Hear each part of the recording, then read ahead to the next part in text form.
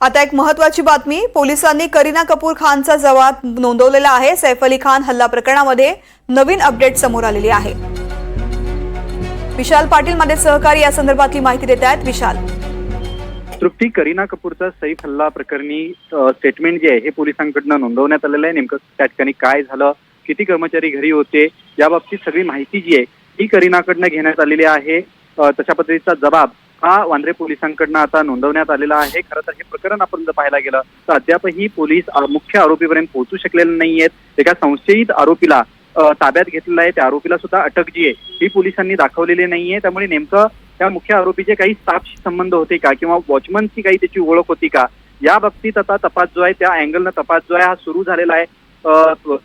तशाच पद्धतीनं आपण जर पाहायला गेलं तर सकाळपासून आपण जर पाहायला गेलो तर वेगवेगळ्या पद्धतीची पथकं ही या आरोपीच्या शोधासाठी मुंबई पोलिसांची लागलेली आहेत। मात्र आरोपी जो आहे हा अद्याप हाती जो आहे हा सापडलेला नाहीये। मात्र करीना कपूरचा या सगळ्या घटनेबाबत जबाब जो आहे हा नोंदवण्यात आलेला आहे। तृप्ती, निश्चित विशाल, धन्यवाद संपूर्ण माहितीसाठी। तर पोलिसांनी करीना कपूर हिचा जबाब या प्रकरणामध्ये नोंदवलेला आहे। सैफ अली खान वरती त्याच्याच राहत्या घरामध्ये चाकू हल्ला झालेला आहे। या प्रकरणामध्ये इतर नोकरांचाही जबाब नोंदवल्यानंतर आज करीना कपूरचा जबाब नोंदवला गेला आहे।